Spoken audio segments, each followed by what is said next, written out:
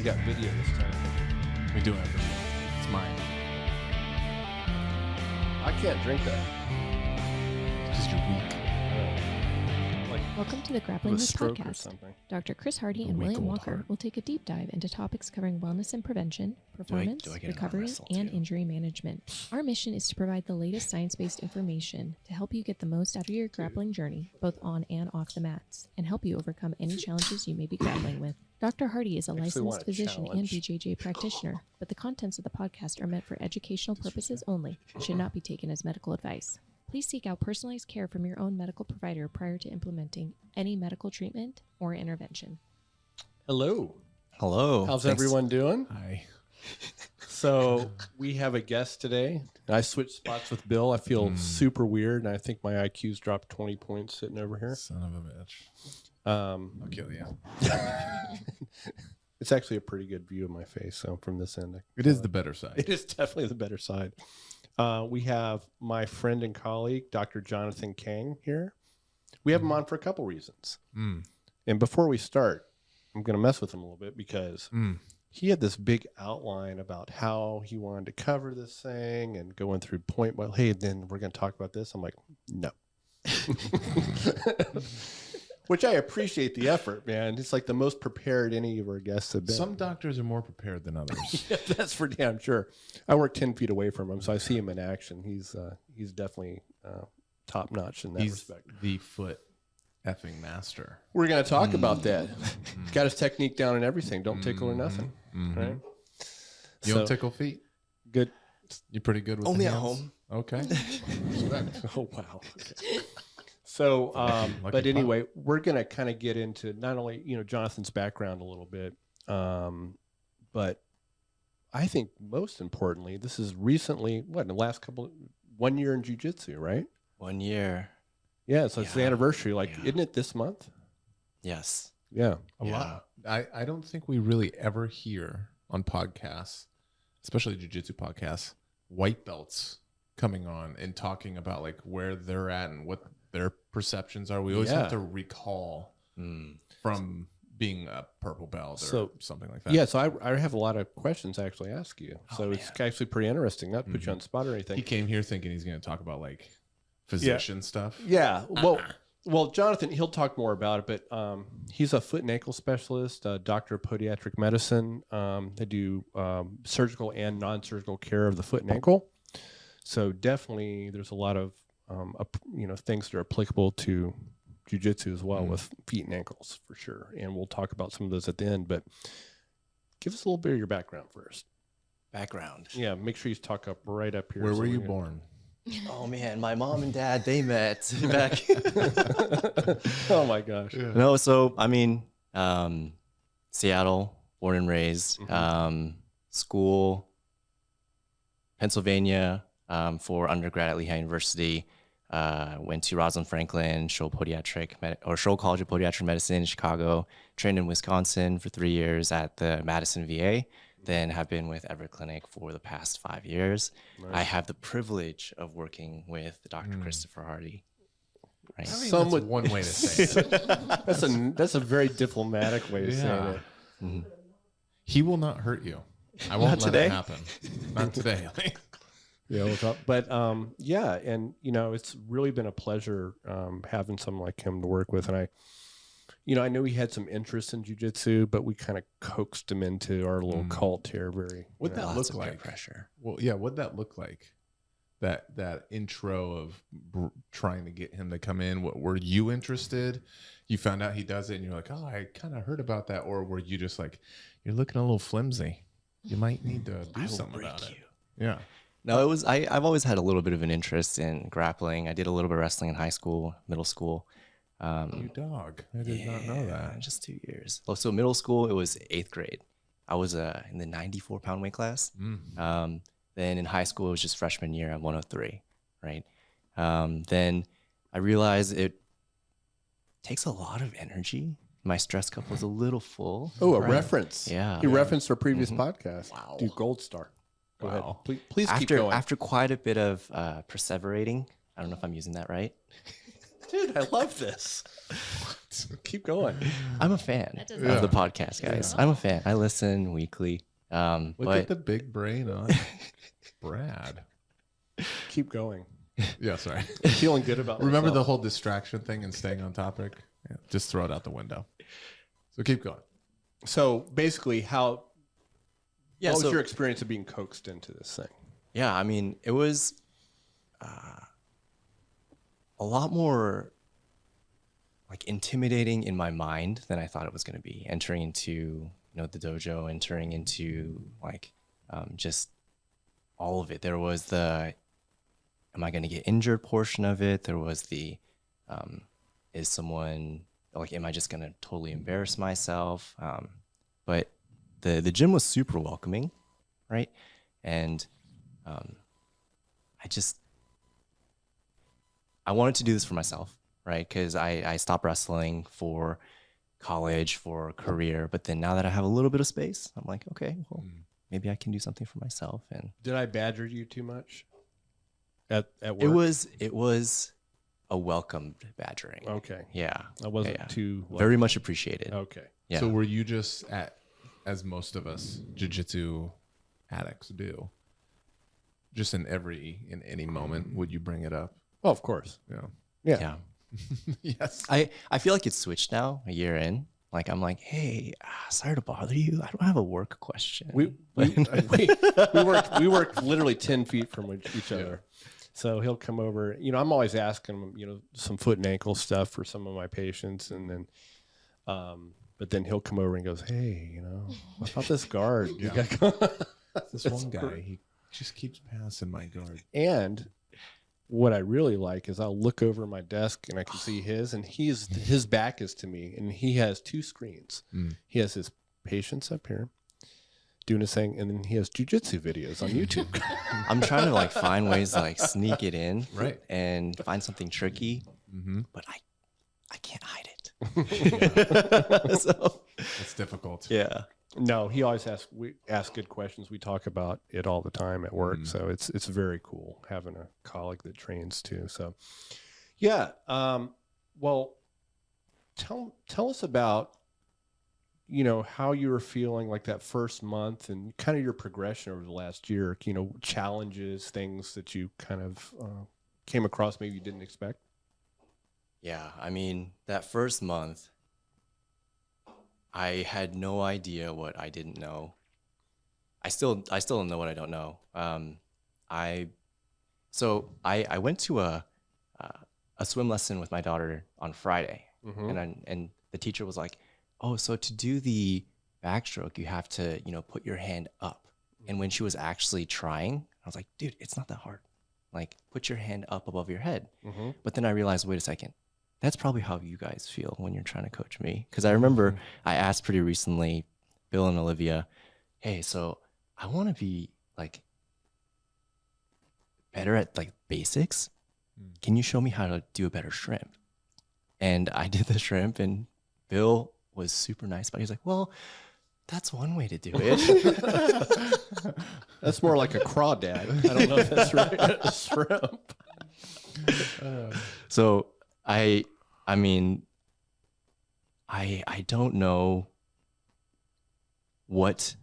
how much more there is, and it can be really kind of confusing. It can be I can get really lost, kind of discouraged at times, but because there's so much to learn, it can be very exciting too. Yeah. Right. And that doesn't change, by the way. At all? No. Even a little Matter of fact, I think it's worse. For me, even the more you get into it, the more you realize, oh, wow, it's endless, right? There's always a new direction to go. There's always improvement. Then you start understanding what you don't know. When you're a white belt, you don't know what you don't know, right? Right. Then you start realizing what you don't know. At brown belt especially, I've got a lot of anxiety around that. And then this is a lifelong art. So that's the excitement. That's what keeps this being addictive and just such a lifelong pursuit in my mind. But what was your experience like? Rolling the first time that first month especially. It was like I was a piece of gum, right? Did Not- you roll in your first class? Yeah, or I tried to, I'm sure. right? With like the little that I knew from decade ago or a decade ago, and like when you step on gum, you don't just step on it; you kind of like smush it, and that's how I felt rolling with like other people because like I didn't know what to do. I just people would just smash me, right? And was it a little discouraging? Sure, but at the same time, I was like, well, there's so much more to learn. Yeah. Yeah. My thing was, I don't know how you felt, but when I first came in with an athletic background and all that, you have some ideas what your what your capabilities are. Realize very quickly what they weren't. Right. And it's really exposes kind of that, and you're like, oh man, I just got handled and I couldn't do anything about it, type of thing. Right. It's very humbling. Yes. Do you feel that way very too? much so. Yeah. It can almost feel unnerving, like where some people, maybe they have that competitive thing in them and it's tapped already. So it's just like fight or flight. And it's like, okay, I'm in a fight. But then it can also, if maybe you don't have that on hand, it can feel just kind of scary. Like you're getting squished. Right. Like this is kind of like just unnerving kind of feeling. On that end of the spectrum, I feel like I was a little bit more on the unnerving portion because I was like, oh man, like I could use strength, but I still don't feel like I would be able to do anything. Right. Like I didn't like turn it on, be competitive, spastic for lack of words. And I just like the techniques, the center of gravity, there's so much basics that I didn't have. Right. Well, one thing I will notice, as far as white belts go, you definitely are not on the spazzy spectrum. You're very low on that. Okay. He's on the other side, which was a little maybe too passive. His at worry was being too spazzy or right. using too much or offending a training partner or something like that. Right. Yeah. Being a jerk of a training partner, as someone call it. Yeah, because I mean, I feel like I'm trying to be in it for the long term, right? Injury prevention, and also to like be like good friends with everybody at the gym too, right? Yeah, of course. That's what it's all about. I mean, that's the best part of our academy. Shoot, just great people just to hang around and One thing I still can't really grasp, and I struggle with this a little bit still, is like if I go really hard and not that I can, but like submit or like get someone, like smash someone really hard, like that makes them better. I feel like I'm being a jerk. Like you feel like there's no way he's going to feel better after this. Right. or get like, something dude, out of it. Like you're ruining someone's day. Right. This older white belt is like kind of putting the smash on. And I don't know. I don't want to like hurt anyone's ego or pride. Right. That's interesting because they need their ego hurt. Yeah, that's a lot of the whole point. Not really hurting, but really kind of wiping that away a little bit and getting some humility and understanding that, that's part of the art. Part of growth in the art is learning how to deal with those situations like that, right? Where you aren't the alpha and you aren't on top and you're, Right. And a big part is in those situations because the people that you're probably having that success with are going to be other white belts, right? And that's the best self-defense scenario there is when because you were very passive in the beginning, you've been able to start getting a hold of that a little bit. But when you go against other white belts, they're going to be having the same struggle. So by you kind of upping it against these similar skill level people, that's mimicking like a self-defense situation where they start to do kind of uncontrolled movements and their ego is coming into play, which is normal for all of us. I had that in situations with Chris last time we went. He was smushing the poop out of me. I wanted to go potty right there on the mats because he was putting so much pressure in, and a little bit of competitiveness, ego. They're like cousins, right? Started coming out. And then I really had to exert myself to even get a frame back in. Not even get out of a position, just to get a frame in. He's not telling you I did that because he submitted me with some kind of bullshit that I was really upset. Not upset, but Ego. there, yeah, but it's not to the point where it's ruining our training. There's nothing wrong with a little, shit talk and a little healthy competition there, and that helps iron sharpens iron type of thing. As long as it doesn't get into, and I'm like, man, Bill's such a jerk. I hate that guy. You know, If anything, it definitely will end up pushing you both for the better. Yeah, because just in that scenario, I catch him with something goofy or whatever it is, but now he's like, I'm going to up my game next time I go with Bill, and I'm going to really challenge himself to not allow a bad position, to really, do something correctly or whatever it is, sharpen something. So you're going to have that same thing to that person. And that's how you're making them better. Yeah, but at the end of the day, when he catches me in something, I call it bullshit. It's very skillful what he does usually, but it was a wrist lock. No, part of me though is also like, that was super slick. I like that. Watching my training partners like develop something new too is cool. Yeah. Right. And then I'm like, I got to figure that one out. You know what I mean? So yeah, it's really now we're coming from a different perspective, being upper belts for sure. But when you started getting that trigger control of putting in effort, exerting yourself, using pressure, like it was exciting when I felt it for the first time, because we hadn't rolled for maybe like a month or two, and it was noticeable. And I'd compliment him on that, and he doesn't like hearing any of that stuff. Well, it's hard to gauge too. Like, am I really like? Yeah, he's still like we're blowing smoke or something, right? When watching his progression. By the way, as a year out, he's a 3-stripe white belt now, which is a great progression, and it's very well deserved. I know he thinks he's going to avoid blue belt. He's gonna. And I'm gonna call you out. Oh man, he's gonna try to pull the Haggerty and like take some stripes off his belt. Good call. I watched it too much. Yeah. Was I a 3-stripe? I thought I only had 2. But my point is the progression over this year has been phenomenal, and watching it, really being a student of the art too, which is super cool. Like watching outside videos, trying to incorporate that, very training intentionally, and like Bill said, when every time I'm rolling with you, I feel something new. It's an improvement. And then I'm like, okay. And I turn it up to match it a little bit. And it's super, super fun that way. Yeah. Because I'm getting something out of it too.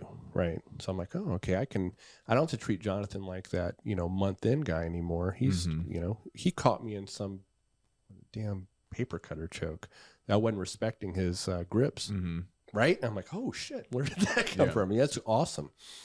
So anyway, what you got to stop pushing that on the table because it is quite loud. Is it?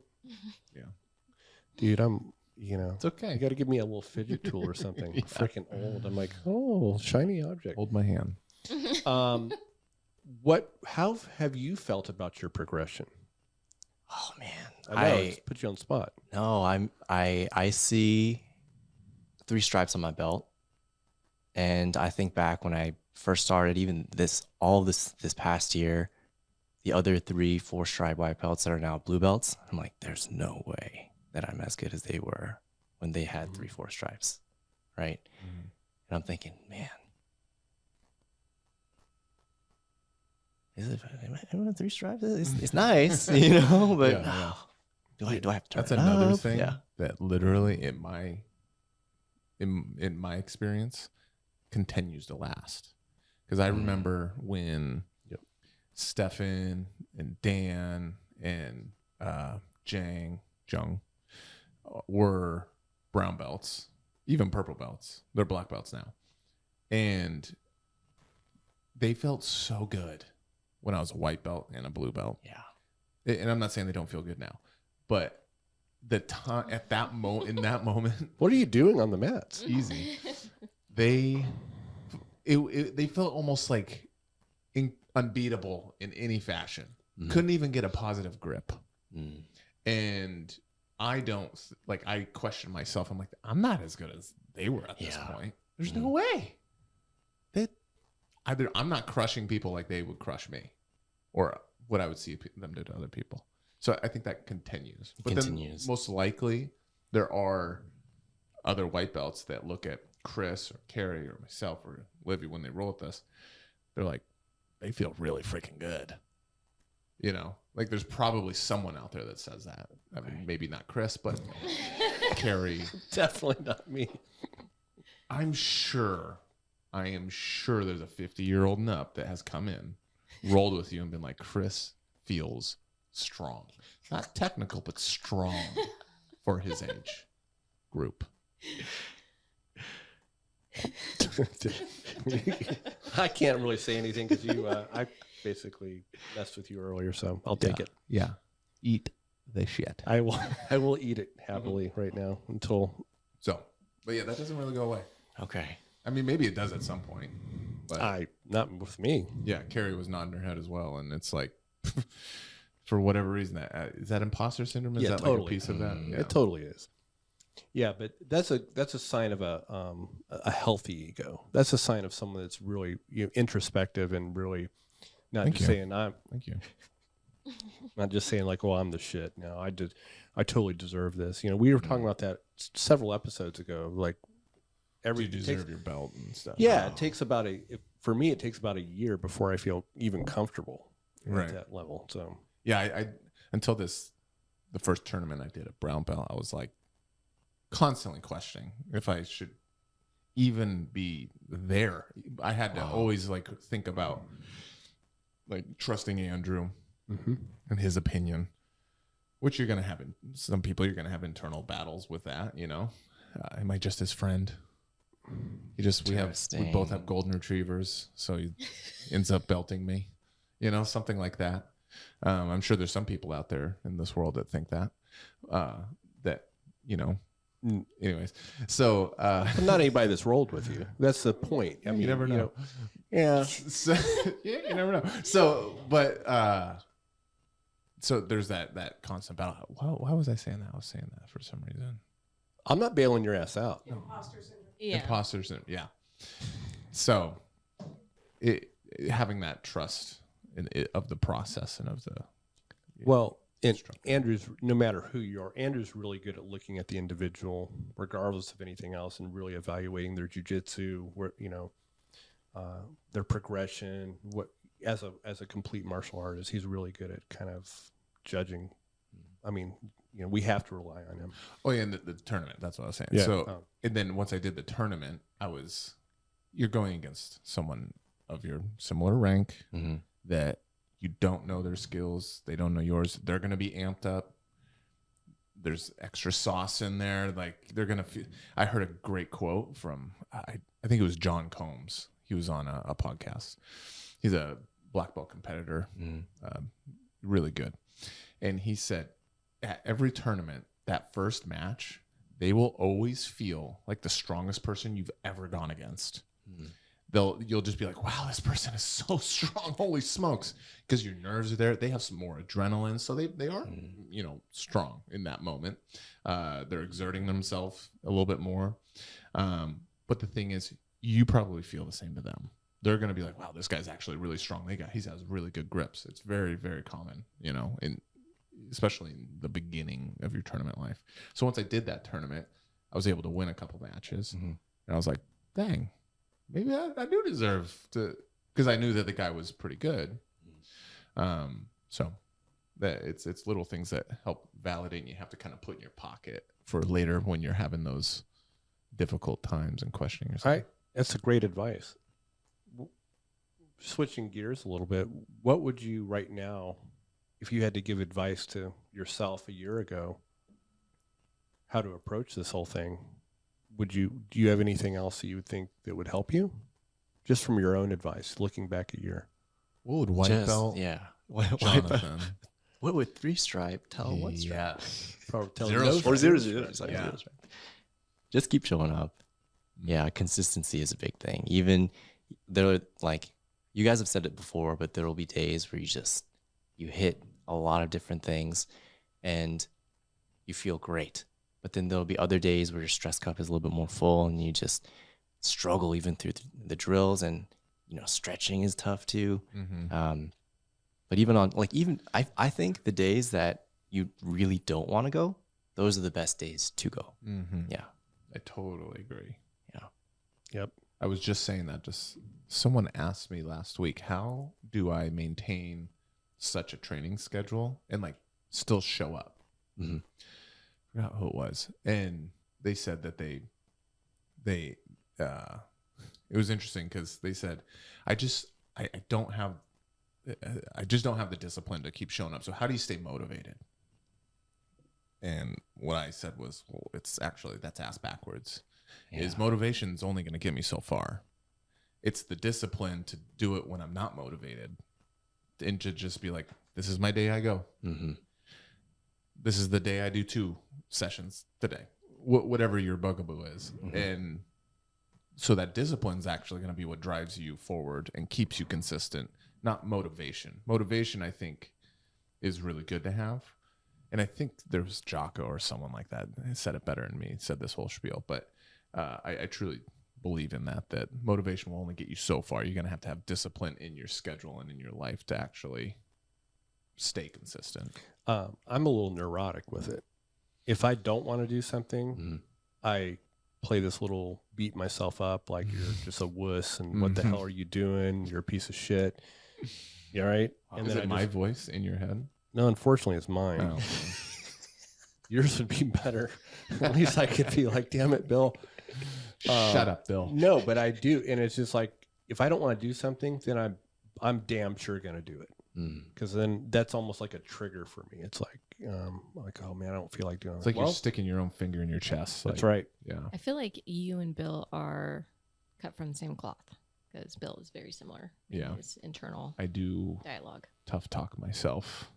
Well, we have some similar upbringings in some ways too, though. So Yeah. I wonder if that does come from like a, I don't know if resentment is the right word, but some sort of spite with Mm-hmm. our dads piecing out on us. Mm-hmm. If there's something there. I think there is Yeah. actually. Feeling like you have to take control of the situation. Yeah. Right.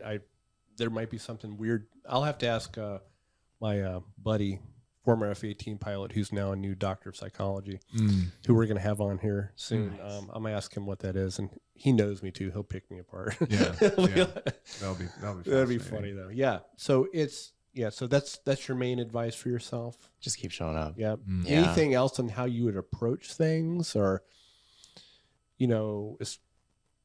just keep showing up is great advice. But is there? I think something that I noticed that Jonathan did, and probably I assume not intentional, but maybe it was. So you were on the passive side of the scale, right? And then there's people that are on the overly aggressive, quote unquote, spazzy, yada yada side. From what I noticed, and I took notice of this probably 2-3 months ago, is maybe your most consistent and most common person I see you do a lot of rounds with, like sparring rounds, is Brad. Yeah. I'm not saying Brad is spazzy. I'm not saying Brad is way over here on this side of the spectrum.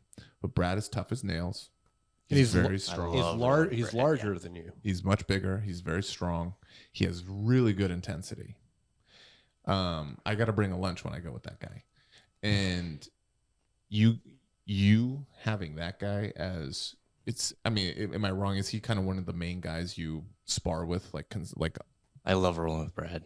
Yeah. And because he is very opposite to your style, it's almost like that guy has been able to help bring this intensity out of you, because you're probably not worried that you're going to hurt him, which is like, as the passive guy in the beginning, I was the same thing. I would always worry about that I'm going to hurt him. I'm going to like offend him.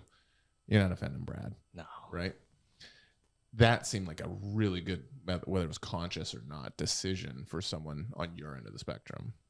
I'm not calling you retarded, but a little downsy. No, and I know Brad won't hurt me as well. You know, Right. like we've drilled together. Like yeah. That's key, right? Yeah. Because you trust Yes. him as well too.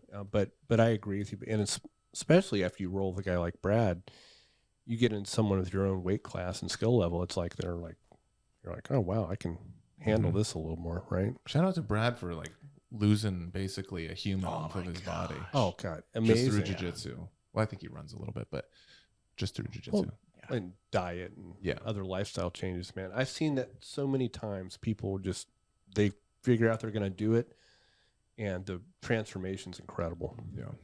I mean, you look at your own. Yeah. I mean, he's lost more than me. Wow. Yeah. He's done really well. But I think that was really good, especially for where you were starting in your journey. What was that intentional? No. Just kind of happenstance. You just like the guy, and Yeah, super nice guy. yeah. What is your main worry, or not worry, but what are you most concerned about as you progress to blue belt?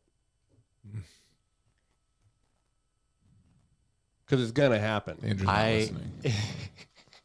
I love being a white belt. It's so awesome. Why? Because everyone's so nice. So what are you? This is where I'm going with this, right? So what do you feel is gonna happen? There will be, like, I'm going to be expected to know a little bit about a little bit. And I like my wrists too. Oh, we'll still wrist lock you. I don't care if you're white belt. I put an embargo on it. I stopped doing it because I was like, oh, he uses his hands for like really important stuff. So Yeah, he is a surgeon, you know. but I'll throw like, let me see your hand. I'll throw like something like this at him. I'm not putting much pressure, but I'll do it, and then he'll be like, okay. And then it's like I need to make eye contact with him just to like let him know. You know what though? Like when I roll with you guys, I feel like it's not just one submission you have to get me in. Like and not just one a minute either. It's like if you want to get a submission, you have to try to go for like 2 or 3 at the same time. You know? I do like this. Yeah. Think of this. It's so funny. Think of this. If you're gonna make a bowl of ice cream, Okay. Of course, ice are cream. you just gonna have easy over there? Are you just gonna have vanilla? No. Are you just gonna have your mint chocolate chip? You could. Are you not going to put sprinkles on it? I was gonna say toppings. And then what else are Yeah. you gonna do? You're gonna do some hot fudge, aren't you? Are you gonna throw maybe a couple pieces of fruit on there? I don't know. That's weird. Hey, I don't know. With mint chocolate chip. I don't know. I'm just saying. Hey, Olivia, we're inclusive here, please. Yeah. Are you gonna throw maybe a couple gummy worms? I just had that. Wasn't my favorite, but I tried it, and that's you the tried point. it because you didn't know. That's You had true. no idea until you Yeah. took one out of your mouth. And What you're was like, it called? Oreo dirt pie. Yeah. It was called Oreo dirt pie, and I was like, that looks kind of good. And then I take a big bite. I mean, big bite. And there was like I thought someone put a fingernail in it or something, and I was like, what the hell is this? She's like, it's got gummies in it. I was like, why? That's what a dirt pie is. I had no idea. Aren't you from Kentucky? Yeah. That's, I think they made it there. Well, I don't know. assuming, I guess. But they that was brutal. So that's the point. Ice cream, toppings, taste better. Jiu-jitsu tastes better when you're doing 2 to 3 submissions at one time. Exhibit A. I see. So you still have that. So what are you worried about? I'm worried about. Yes. Yeah. In other words, are you worried? I understand not knowing things, right? I understand. But is there something like we're going to like all of a sudden we say, oh, a blue belt. Well, not just the Like- upper belts finally being like, okay, well, fun time's over. Now let's get to work. Right. And then also it's the white belts. I feel that's what I'm like, because They're coming after you. That's the bigger one to worry I about. think so too. Really? Yeah, because we're not going to mess with you that much. You Well, get a I'll- little bit worse. but Yeah, a not- little bit. not I'll too put and I'll talk some shit. I'm like Mo always says, all right, Chris, I'm not gonna take it easy on you anymore. I'm like, dude, you never have. No, it's when he says that and he goes, now make sure you come after me. Really come at me. And I'm like, Dude, come on. He cracks me up. what? I'm just trying not to get wrist locked and applauded 3 times. Yeah, thank you. But the white belts are who I got to worry about more so. Yeah, because at that moment, they can now put a blue belt scalp on their belt. Maybe they've only caught a blue belt a couple times. Well, now there's a fresh blue belt, even though you're literally like you started the class as a white belt and now you're a blue belt. Like rolling after still counts. Oh yeah, they'll come after you. See, Olivia had the same worry, I believe. The thing is that with me, because I was the only blue belt female, there wasn't really any white belt females. I didn't have to really go through that. Like, But you had worry about the first thing he said, which was an expectation of knowledge. oh yeah, that I for sure had, and I still do with every belt. So Yeah. That comes and it gets more and more every single. Oh, yeah. belt, It for gets sure. more and more. Wow. Yeah. I mean, it's similar to like education, right? Yeah. You know, you get your associates or you get your bachelor's. And, someone finds out you got a master's. Ooh. What about when you were a med student versus after you graduated? Right. Right. Yeah. Like people start asking you stuff. Oh, Dr. King. You're expected to know. "Doctor." You're like, oh, well. Doctor, who are you talking about? Yeah. Is that how we have to address you? No, please don't. Okay. I know he's been trying to get us to, but we say no. We're not going to do that, dude. Yeah, Carrie and I always walk around. We call each other doctor around the house all the time. Well, fortunately, Carrie does not ask us to do that like you do. But I have a question for you, Chris. Yeah. When you get a package in the mail, do you ever say just what the doctor ordered? Oh, man. Oh, that's terrible. That No, was but I great. will from That was now great. on. like to the FedEx guy. What Carrie and I jokingly have done before, if I get That was something good. that says Mr. Christopher Hardy, I'm like, I shall not open this. Send it back. It's so ridiculous. Oh. Now that's pretentious. Going back to our previous podcast. That is a great one, Olivia, and I shall use that. You got 3 doctors right now. They're all going to use it. Every time you bring him dinner now, if you cook a steak or something, he's going to be like, oh, just what the doctor But then she'll ordered." say, well, that's just what the doctor made. Yeah, exactly. It'll be exactly what the kittens eat. So we got to mic Carrie up. She has some gems here Yeah. she's throwing at us. You guys aren't able to hear. She'll You know be what we're like going that. to do? We should mic Carrie up, but not put it on this one. Only do like a Patreon. Right, So right. then you could hear Carrie's comments. For She'll be the Patreon. Artie Lang of Yes. Rush. A little less cocaine, though. Well, I mean, You got to bring cocaine up every episode. yeah. Do I get to use some? Yeah, well, I mean, it's up to you. So So 15 minutes and you lose your focus. Is that Oh, what yeah, you're man. saying? Yeah. Welcome to the podcast. I know, right? We're like ADD big time here. So it's gonna happen. You keep showing up. You're gonna get there. It's just another milestone. And just take your whippings as they come. Is so when you have 3 stripes, Mhm. did the first one, and this is a little taboo, whatever. I like talking about that kind of stuff, but did it mean a lot? Mhm. That first stripe, did it was it like, oh my gosh, like what was the feeling? Relief, excitement. I was a little shocked. Like, Mhm. again, I didn't feel like I deserved it at all. Mhm. Like, I didn't feel like I was making much progress, but I was so stoked. I was like, this is amazing. Look how shiny it is. I was showing everybody. Yeah, yeah. So happy about it. Did you show anyone in your family? Yeah. Took it home to my wife. I was like, look at this. And she's like, it's okay, cool. What does that mean? That's Yeah. awesome. Yeah. I feel like the second and third stripe, though, like those hit a little heavier because it's like, oh, well, I guess I do know something. Mm. And Andrew trusts that I know something. I don't feel it, but I guess I do know something, Mhm. Yeah. Yeah.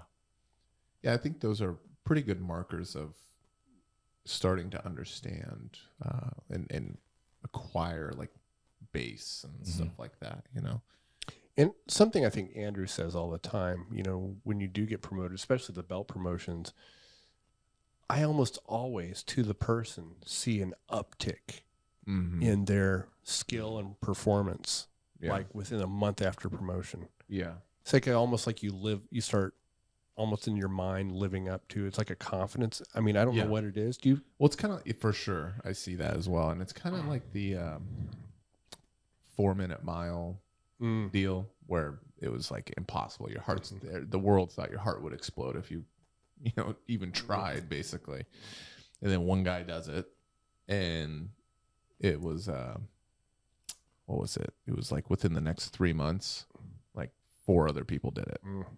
And now that's like there's high schoolers that can literally break that. And it's almost like a confidence. Once we know, okay, this is real. Possible. We can do this. It's possible. It's like you're rising to the occasion. Your floor is higher. Yeah, that's a great analogy. Yeah, Thank you. I like that. I hate complimenting you too, but it was good. That's 2. This is 2 compliments in one podcast. We got to have to edit that out or The something. thumbnail is just going to be my face. It's always your face. Wisdom. It's your face with me making some crazy face, and that you always You capture. caught on to that, huh? Oh, for sure. That's funny. I did one where I made like you were kind of like making a weird face, but I photoshopped your eye like even bigger. Oh, I know. And you look like you're like demented, like from Total Recall. And no one really said anything, but I got one message on Instagram. What's up with Chris's face? It's like he took the vaccine. Well, actually, that's the eye I wear the monocle in, like Mr. Peanut, and then when I take it out, my eye's just stuck that way. Yeah. It's cute though.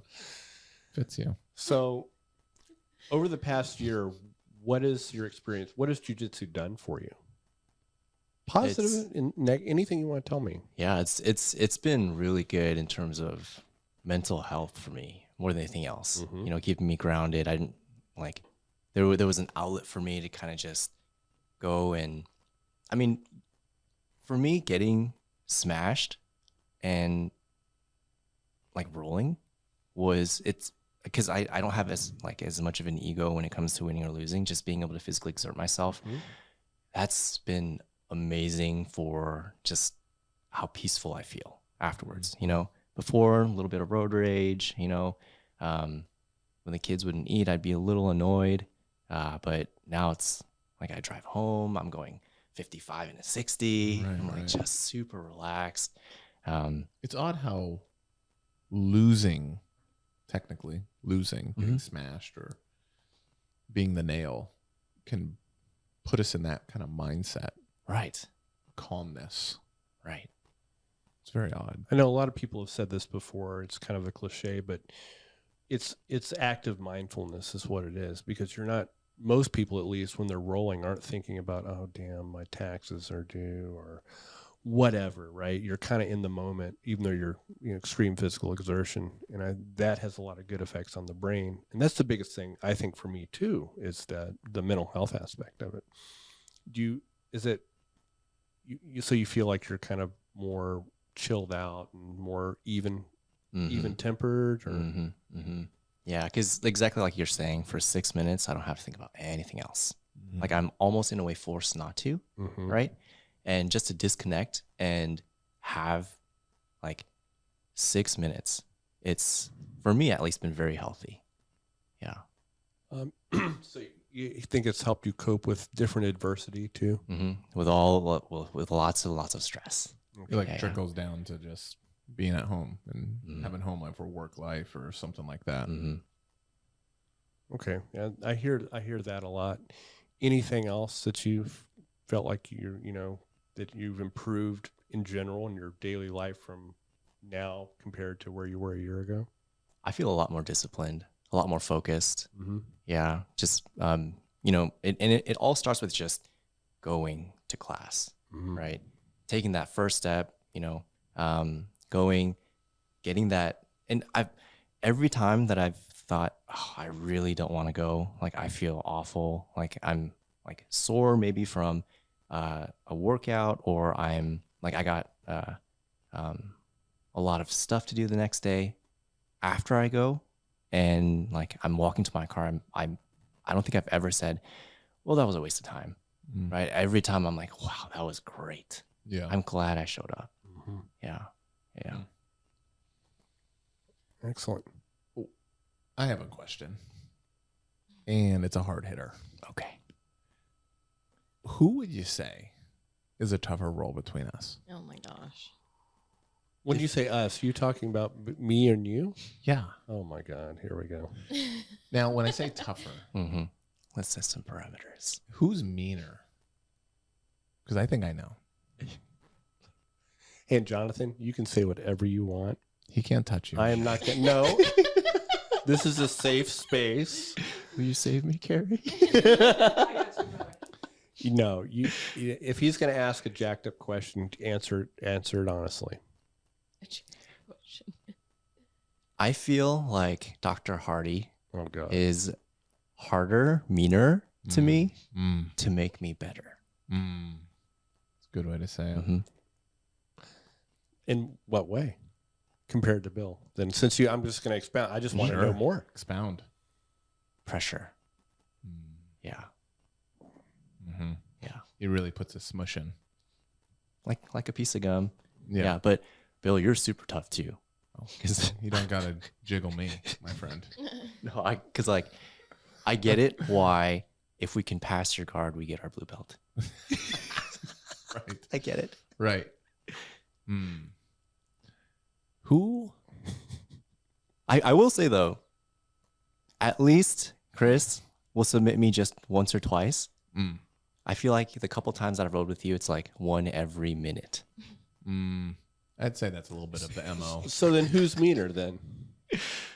Well, it depends. I mean, that's why I said let's define the What do you parameters. get more out of rolling with? Okay, this is just getting ridiculous. Jonathan's going to leave like, I hate Jonathan now. I learn a lot of different things because I feel like you guys have two different styles, Yeah. right? Yeah, very much so. Mm-hmm. We used to do a lot of the same moves, though. Mhm. It's kind of split a little bit, but we used to do a lot of the same stuff. But I think as we kind of found our own game and in our mobilities and stuff like that is different, that it makes it so we found our own game and then we kind of started almost diverging a little bit. But we have some A game stuff that's like very similar. Super similar. It's kind of interesting. Well, I rip stuff off of him all the time, though. I'm like, ooh, that was cool. Right? So I think we were both doing step over chokes on everybody for, I don't know, probably about 6 months. Head and Head and arm choke, stuff like that. So we still have our go-to A game stuff that are very similar. Okay. But if he grabs the lapel on me, I'm like, oh, damn it. I've been nice about that. You have. You haven't been. It's a dirty Sith Lord type of game, that dirty lapel game. Typically, if you see me start playing lapel, I'm either scared, I'm losing. I feel like I need to like slow down what's happening because I'm just slowly like losing. Like I'm slowly like the person's like for sure gonna pass my. Is guard. that why you play lapel with me all the time? Yes, it is. Because you're mean about it. Gosh. Look how happy she is about that insult. She's so happy. Yeah. So that's when I play lapel. I had to get that in Not there. that means I'm never, since I never play lapel on you anymore, that I'm never threatened. That's not what that means. I didn't take it that way. Well, that's what it means. He's like, I'm never threatened by you anymore. Yeah. You old man. Yeah. If you get lucky to flop on top of me, I guess it's a pain, but otherwise. Oh, good. That's good stuff, though. Yeah, that was you really put him on the spot on that one. I did. Yeah. I want to see a little bit of sweat on his brow. Yeah. Well, he does have better hair than both of us, for sure. Gosh, I don't want to talk about it. I know. What's your biggest memory so far? Probably my first, and I guess only competition at this point, right? I mean, outside of getting the stripes, I'm a little surprised that I went out like 3-4 months into it. Yeah. Yep. Yeah. What was I thinking? No, dude, it was great. What that thought process going? Because one, you're not on the super competitive level, as in mentality wise. Not that you're not competitive, but you're not the overexerter like guy that is coming in like that. So it's I have to imagine extremely challenging just from a mental perspective, especially when people are telling you like the intensity in a tournament is more than you've ever felt in the gym. Mm-hmm. How did that process go? The lead up. like mentally? Were you sweating? Was it a challenge? Did you think about backing out constantly? Even getting to sign up was tough. We had a bunch Yeah. of discussions about it Yeah. at Yeah. work. Yep. Yeah. Should I compete? Why am I competing? Am I going to be hurt? Mhm. You know, I resonated a lot with your thought process on one of the earlier podcasts. I was like, man, this competition, if I show up and if I pull a move and I'm like, just let it go or don't finish it, like, how will that affect me? There was a big mental game associated with it. And so getting to sign up was really tough. And then the week of going into it, oh my gosh, I couldn't eat. I couldn't sleep. Yeah. I was shaking the whole time. Just when you start thinking about it, you're like, start shaking. Well, I remember I was coaching him, and it was great to watch him get out there and go after it because he was a different guy after that tournament too. Yeah. That's very true. Yeah. It It's taught not me a as lot. scary. Once you're done with it, you're like, man, that's just what I do at the gym. Like, it's the same thing. It's no different. Just a different person. It's like a gym and visitor. A bunch of people are watching you. But they're not. That's right. They are, but they're not. Yeah. Yeah. Now, sometimes there might be if we have a bunch of teammates there. At the last tournament I did, there just happened to be, because it was a local at Everett, so we happened to have like 20 people there. And I happened to run into some friends that I hadn't seen in a while, so they were watching. So I kind of felt that. But at the most, 25, 30 people, right? Well, for white belts that are on the fence about competing, since you've had that competition, what would you tell them? Do it. Yeah. Even 3-4 months and even sooner. It was so valuable because it was like, and like, credit to all of you guys here. Like, you really helped kind of coach me, put me in the right mindset, pointed out, certain things that I should focus on, work on.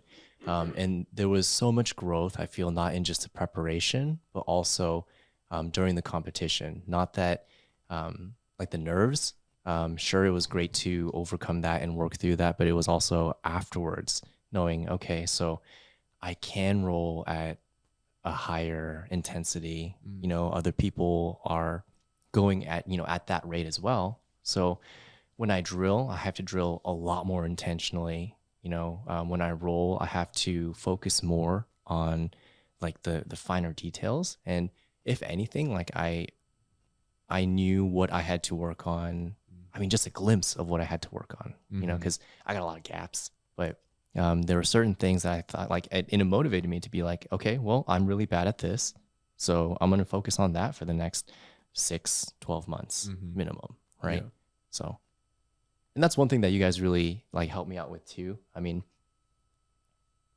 like bringing it down, like just focus on one thing for a year, and just get better at that. Because I'm watching a ton of YouTube videos, right? And I'm like, oh, that looks really cool.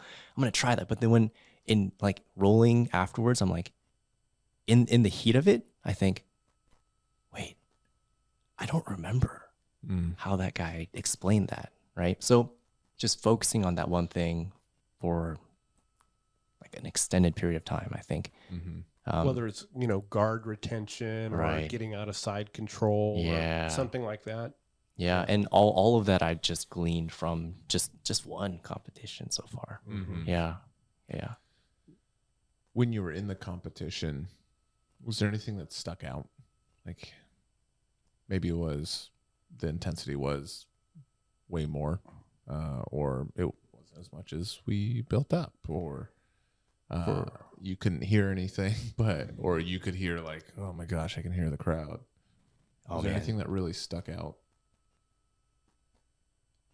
I'm going to take it back to what you first said too. The other guys were so strong. I was like, oh my gosh, but besides that, I couldn't hear anything. I went and like, I was just so nervous the whole day. Yeah. But I learned so much from it. Yeah. Yeah. There was a couple of things that I've ran across recently for that help with my mentality when it comes to competing. And like one was a Kobe Bryant like Instagram clip, but it like genuinely helped. And it was he was talking like in an interview or something, and he's talking to someone about the fear of failure. And he's like, it does nothing for us. Right? Like there's I think we've talked about before about nerves are a good thing, right? And you can use that as like positive energy. Like it's good to have nerves, right? But this he was talking about is, let's say you go in, you compete, whether it's a basketball game or whatever, that if you do well, okay, you still go to practice the next day. You still do the same thing. Let's say you lose, you don't show up, you do poorly. You show up to the tournament, but you don't perform well. Tomorrow's the same day. You still will go to practice to get better than even whether you won or lost. So it's all the same. Everything after this moment is going to be the same, right? You're going to learn from this situation here, whether you do well or not in that moment. You're still going to go and get better and practice and continue the journey. I was like, dang. So that's great. I like that. And you know how many people won't put themselves out there like that? That's so far out of most people's comfort zone. Not only is jiu-jitsu itself, but a jiu-jitsu tournament, your first one, it's so far out of the comfort zone that you can't help but grow from it, no matter the outcome. Right. You know, and I think that's really good for us as human beings, is that kind of struggle. Overcoming doesn't necessarily mean winning. It means going out there and doing it. Another thing that recently a training partner named Brian, he's brown belt. He was brought, his fiance, Andrea, was brought up recently. He told me another thing that his previous coach was that told him about competing, and oh man, conviction all day. And I have it here, and he told me that this is what his coach had told him about competing. And his coach said, when I compete, my goal is to prove to myself that I'm not the shittiest black belt on the planet. You can replace black belt with any belt, really. And just by showing up means he's not that guy.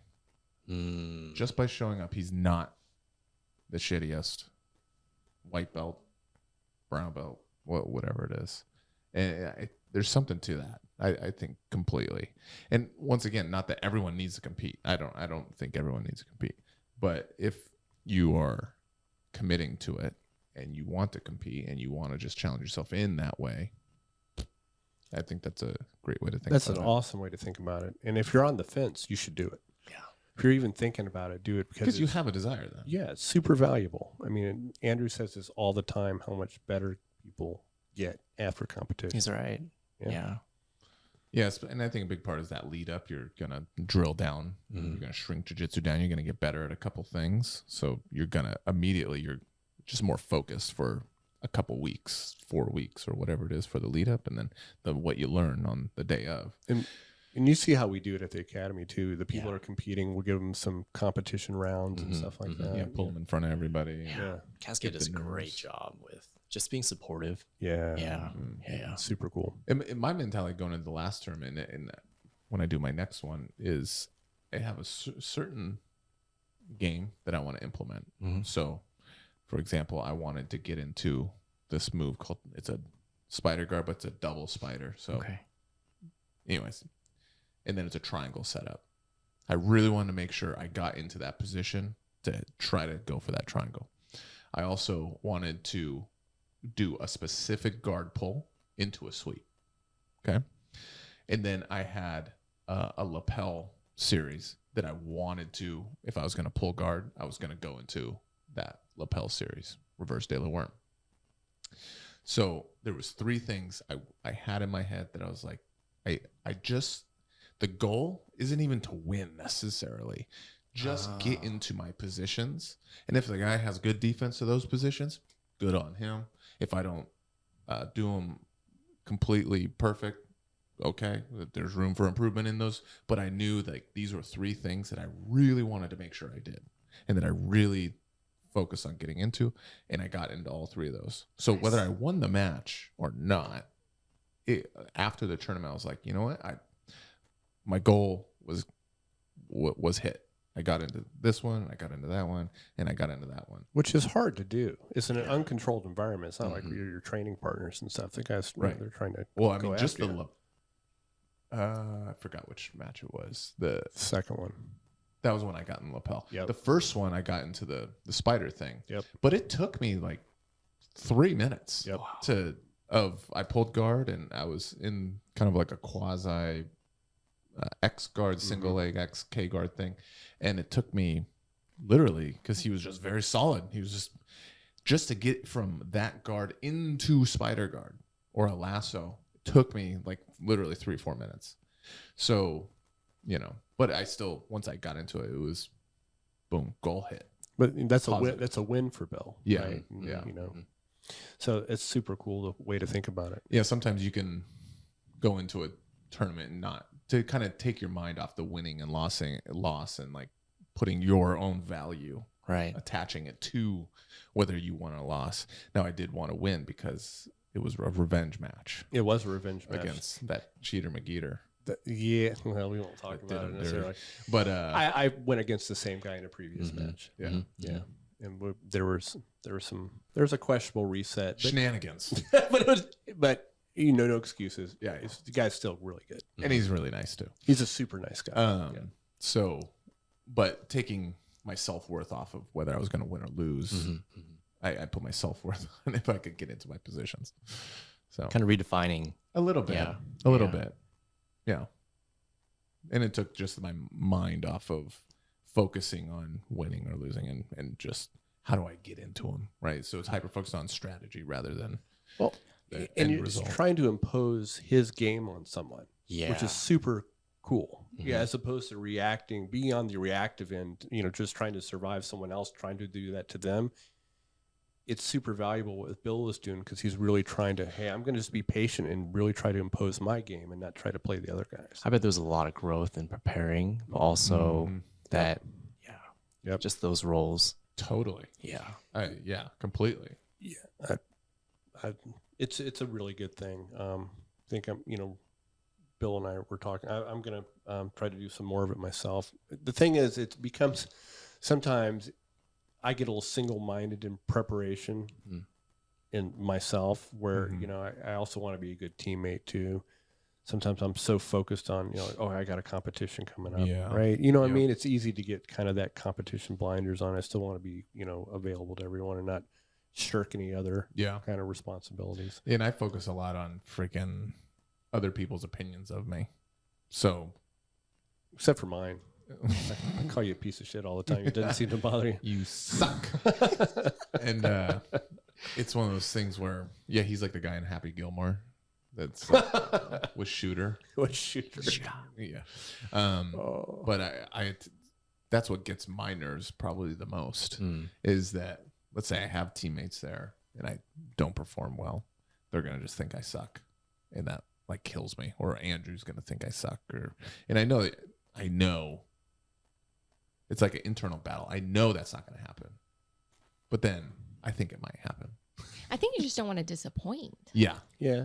Yeah, true. Yeah. I'm the same way. A little people pleasing type thing. Yeah. I'm like that. Very Yeah. much like that. If someone, a white belt, is like, man, Bill seems pretty good. He does a lot of submissions and it's fun to watch because he does creative stuff. But if I like just get smushed, like it's like, your big brother just got beat up on the monkey bars. Interesting. Okay. And so Yeah. I worry about that. People thinking lesser. But when I've had other teammates that I look up to lose, I never thought that about them. Mm-hmm. So, yeah. Right. My good friend Aurelius, he lost a match or tournament, whatever, not too long ago. And I thought literally zero about it. I wasn't like, oh man, he's maybe not as good as I thought. No, I still think he's an absolute killer.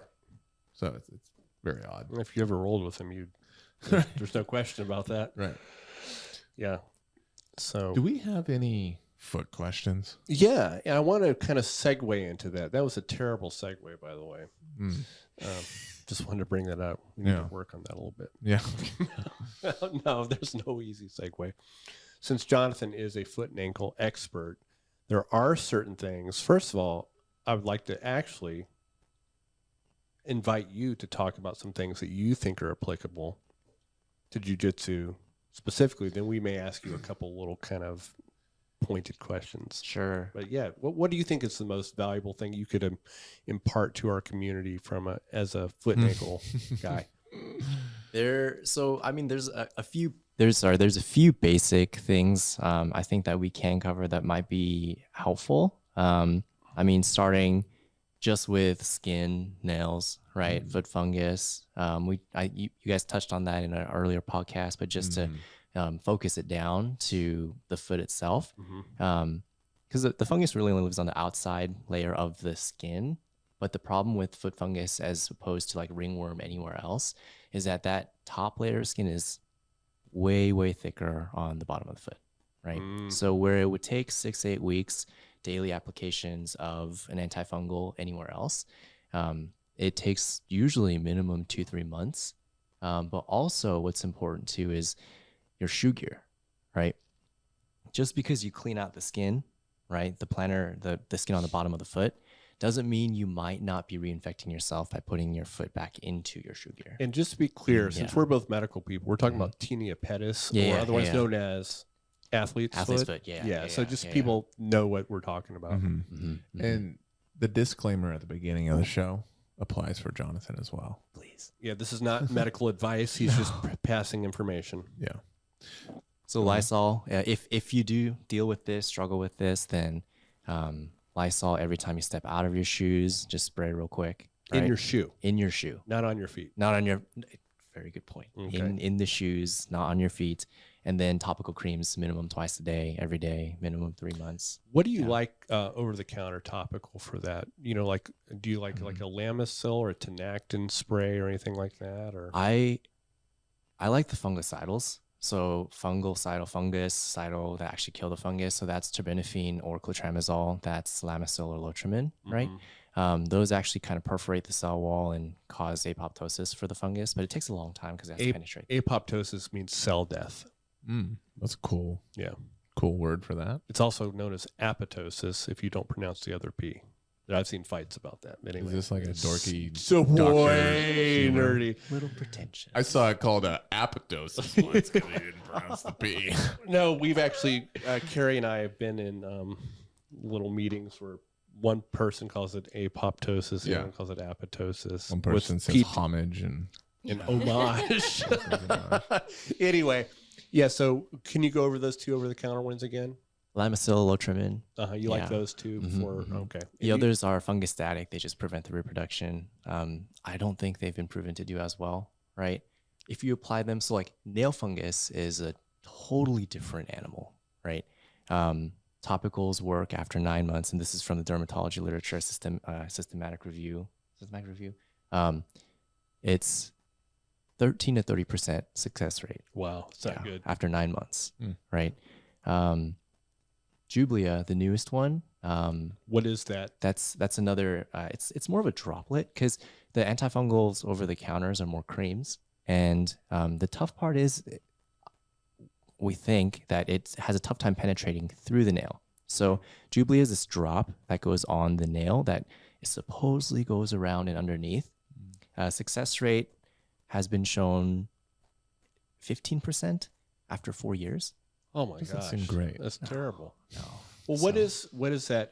The generic. What is Jublia? What is the compound? I mean, I'm not trying to put you on the spot, but is it another like a ketoconazole, another azole type of antifungal? I believe so. Okay, but it's oil I form. don't recall. Yes. So yeah. And so like, from what I understand, we can't mix two compounds and label it as an antifungal, right? So the idea was, how do we get the antifungal to penetrate through? Right. And that the solution or the idea with that was, if we make it not a cream but more of a droplet, that it hopefully would penetrate through. That was the idea, like for tea tree oil and stuff like that, right? Because it's oil based and it has antifungal properties. What's the literature on that? So there's literature on from the dermatology community as well as us. And so the studies aren't great because there's no clear definition as to what a fungal cure is. Is it that you don't have clinical signs, or if you take a sample and you send it out, right? Because you take a sample before, yes, it is fungus. Then you take a sample after, which makes the most sense to me. But there's no real consensus in the studies, right? But we haven't found, at least with the studies that come to mind are with Vicks Vapor Rub, right? It doesn't it doesn't clear the fungus, but it does make the nail softer and clear, right? So, but patients are generally very, very satisfied afterwards, right? Because it's the aesthetic they really don't like. It's the aesthetic, right? Usually they're not as commonly painful. Certainly there are certain circumstances where nails can be very painful, just because of how dense they are, and especially inside shoe gear. But there was another review done by dermatology. This is a systematic review where they've studied all sorts of different over-the-counter cures, Listerine soaks, apple cider vinegar soaks, Vaseline, Vicks. They found that at least to soften the nail, Vaseline, Vicks, and tea tree oil were pretty darn good, right? But it is important to note, too, taking a step back, that not all dystrophic or kind of funny-looking nails are nail fungus. Yeah, really, like maybe 50% of the time is it truly nail fungus. You have to actually send it out to look under. We should. Well, I mean, to start with the over-the-counters and the topicals, it's, there's not that many like life-threatening side effects or organ failure type of situations. But with the oral medication, the antifungal pill, terbinafine, but more itraconazole before, it's important to know that it's fungus before I think it's important to know that it's fungus before you treat it, but also check for the liver enzymes to make sure that there's no pre-existing liver damage, because those pills have a pretty high, or it's not high, it's relatively safe, but if you do have pre-existing liver damage, then or conditions, then it can be pretty toxic to your liver. The few times I prescribed that in the Navy, I would follow their liver enzymes, just to make sure, because it's hard. The bottom line is these drugs, what Jonathan is talking about, is they're processed, they're detoxified in the liver, and they can be really hard on the liver. Sometimes you typically don't want to drink alcohol with them while you're taking it. It's kind of a double whammy. And it's like a couple-week treatment. No, it's long. Oh, wow. Yeah, so itraconazole, 1 week every month for minimum 3 months. Terbinafine is 1 a day for 3 months. Oh, wow. There are newer studies coming out with pulse dosing, so similar to itraconazole dosing with terbinafine, that have shown like less and less liver toxicity. But just remember, because we're taking these things systemically, right? And there's always a chance of more toxicity as opposed to applying it, directly to the nail. Yeah, more of a topical thing. So, that's kind of what Jonathan's talking about. Getting an idea: are we actually treating fungus? Right. That'd be really important. Yeah. So, what would you say about this right here? I was waiting for it. You gotta just throw that out. God, I gotta put on my. Is he being serious right now? I got like my nail is split in half. Oh, how do I heal that? So the nail itself, I mean, for like, I'm treatment wise, I'm super you conservative. You should have seen him at Lowe's yesterday. What did I do? What happened at Lowe's? He's putting his feet on carpet samples. Okay, can we just take a sidebar? That's important to know, though. So there's carpet. We're shopping for carpet right now. Sorry. And when you go to Lowe's or Home Depot, they have your samples, and they got the little squares, like in a bunch of them. Then they have the big pieces, and they're folded over, and you put your hand on it, right? Yeah, you put your. So hold up. Wait. Did you put your foot up? No. Or did you bring it down? They have toilets there too on display, but you don't shit in them. You know that, right? Watch your mouth. Okay. So, who puts their hand on a carpet and feels? Most normal people. Yeah. I did that, but it didn't feel realistic. So what I did, let me just show you. He legit did. So get the camera on this, Olivia, because we got to see the demo here. And I was rubbing it, and I go, no way. No way. Yes. Yes. Well, because you do. I do that in the carpet too. Yeah. Yeah. Yes. Yeah. But I did that with my toes. And I go, what are you doing? And then I walked to the next one. I did it again. Because you gotta compare. Down. I'm like, what is going on? Right Yes. It's practical. I get big, that. Big purchase. I go, yeah, and people put their hands on this bill. Well, apparently feet people are put their cleaner. feet on it too. My feet are cleaner than those. I mean, there hands. might have been worse stuff put on those things, I'm sure. That's what I'm saying. But I do get the odd visual of me putting my foot about shoulder height on this thing if someone walked around the corner. And I do wear booty shorts. So I get that could be a little weird. But Chris is never touching those things. No, I mean not that I. No, I know enough. I've seen enough crazy stuff not to kind of handle stuff at like a public freaking store yeah. because there's freaks like Bill running around. Excuse me. You know, he probably also is like, well, you know, my dog likes to scoot his butt across the carpet too, and I want to make sure that it's soft on there too. You're aggressive. It's pretty aggressive. I'm just saying I am able to make an educated choice now Oh, okay. in the sidebar. So what? It What was that, by the way? it doesn't look like fungus. Okay. Yeah, it's just a little kind of longitudinal fissure, kind of centrally. Yeah, it's just I like think. broke Mhm. like 2 years ago. And I never have any like, I feel like my toes are actually pretty nice. Not bad, right? One of the better ones I've seen. Thank you. Not the best, but not the worst. But mine are pretty bad, and that's coming from him. That's like a gold star. Okay. So you should go with that. So my main thing is, how do I heal that nail? Because what happens is it's split right down the middle. I tape it every class, and inevitably it will start to get better. It'll grow, and then it'll catch just a little bit, and it just splits again. 2 years I've been dealing with that. So I got to tape my toe every class. I would start with moisturizing the nail. So that's that Vicks, Vaseline, tea tree oil, because the nail's a firm and hard structure, and the stresses that your toes go through, because you can get those injured Yes. and potentially rupture a tendon. Okay. You know, he's pointing at me because Oh yeah. yeah, I actually ruptured a tendon on my toe, and I didn't follow his advice. I taped it up, and he was like, "Dude, what are you doing?" I was like, "Yeah, I'm a savage. I don't know." So I would start with moisturizing it, okay. right? Because if it's firm and it grows out, then and it's still in that same sort of shape, then with any sort of step, it's a weak point, right? So until it grows all the way out, most aggressively we can go numb the toe and remove the nail. That's a little aggressive, I think. Carrie just fist pumped. She's waiting to remove my toe. Look at her. She has some lidocaine right here, brother. We'll do it right on there. On the podcast. Patreon. Oh, Toe removal. Who gets to do the digital block on him? Oh, she wants to do the digital block too. Does that have to do with my butt? It could. A long needle in your ass to get to your toe. Jeez, it's a long needle. It's a long needle. Some needles longer than others. Your mom's been telling stories about me. So okay. I would start there. What about doing like a nail polish, like a clear nail polish to like help? Does that help structure it at all? Yes and no. Yeah. I tried it and it didn't work. I For bet me. he's trying to be a metro. Metro what? Nothing.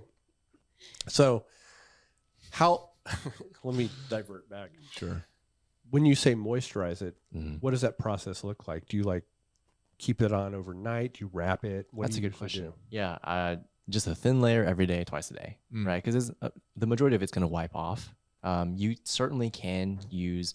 I mean, I've read about some techniques where other providers will use not styrofoam, saran wrap, Mm-hmm. and just let it soak overnight. But that's a little aggressive. You can't really control that. I worry, especially in our more immunocompromised diabetic patients, if it goes too much, then we're looking at a wound, and how long will that take to heal, right? Is there? Because I noticed this quite a. I mean, we see everyone's feet in the gym. Yeah. I notice a lot of dudes will have like half busted big toenails. Mhm. Is there something they should do for? Because usually when that happens, when I see that, I see at least from my inexperienced eye, it looks like a fungus or something on the nail or along the edges and stuff like that. Is there something they should do if they do have like half a nail or a quarter of a nail missing? Because it seems like that's probably exposed more vulnerable skin. I would tape it. So Yeah, because so you don't like not so much for the skin underneath. I mean, although it is a very thin skin, and we worry about that in certain circumstances, but taping it just so it doesn't catch on anything, right? And Because really you don't want rip off. additional trauma. Gotcha. Yeah, Okay. yeah. Interesting. Anything with so in jiu-jitsu, we have a thing called active toes. You know what this is? So how would you explain active toes from And end range dorsiflexion at the metatarsal phalangeal joint. good Yeah. talk? Yeah. That sounded like verbal. You just made it up. No. But so that's a huge thing with, especially as you go through your jiu-jitsu journey, is you find yourself having active toes all the time in almost every position. In the beginning, you don't even realize it, but that's how you create pressure and stuff like that.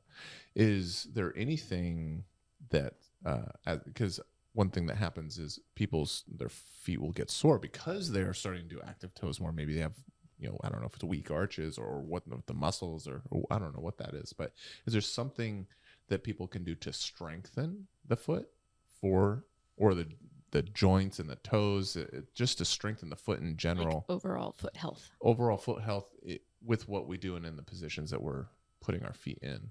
At least with active toes, I would say any sort of like stretching, flexibility at those joints.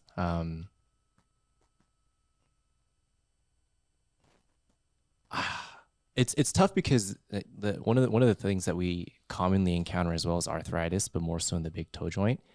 This will work, the stretching, the strengthening for certain patient or People. friends, but not so much for others. And you don't want to force that arthritis, right?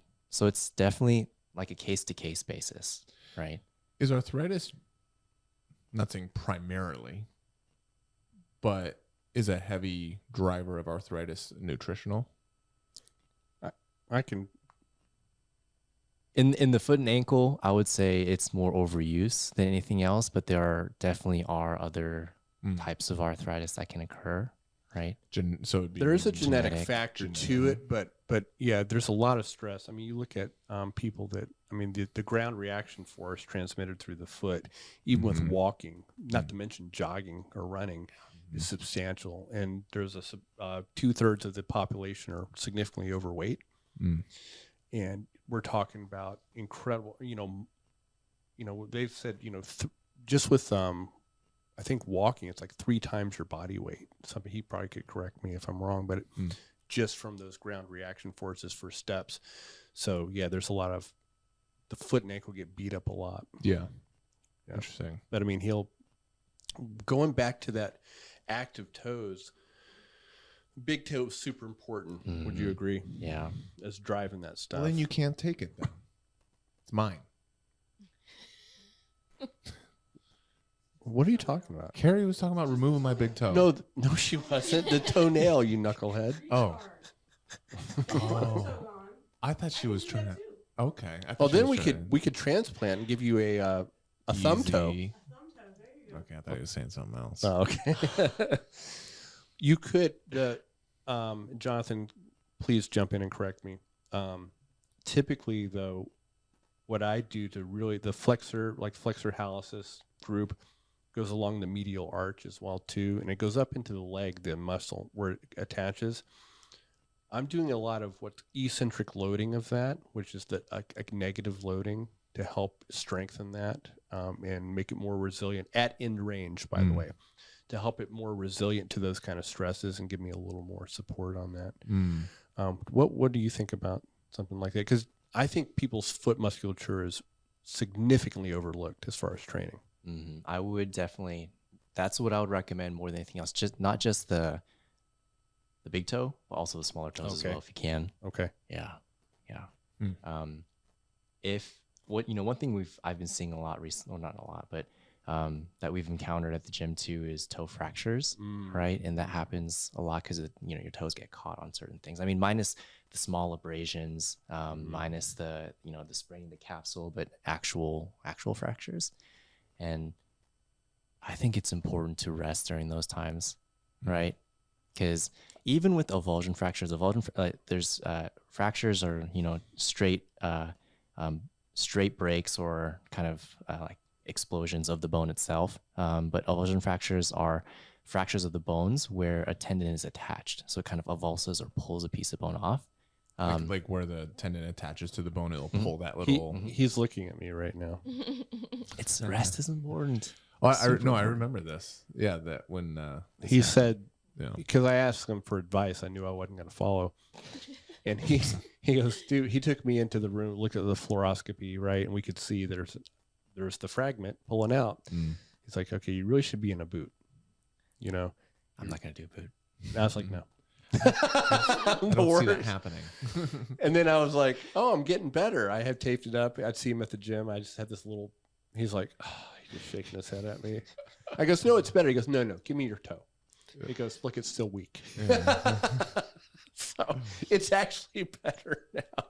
But it's just so funny. We'll pull that foot out here and he'll test that. Well, thing. what I was going to laugh at is when he says rest, I think both of my little toes have been broken. You've broken yours too, haven't you?